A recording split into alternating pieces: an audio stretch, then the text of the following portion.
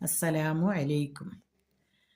ഇന്ന് ലൈലത്തുൽ ഖദറിൻ്റെ ദിവസങ്ങളിൽ പാരായണം ചെയ്യുന്ന സൂറത്തുൽ ഖദറും അതിൻ്റെ അർത്ഥവുമാണ് ഇവിടെ ഓതുന്നത്.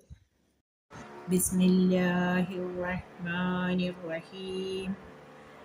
പരമകാരുണികനും കരുണാനിധിയുമായ അള്ളാഹുവിൻ്റെ നാമത്തിൽ.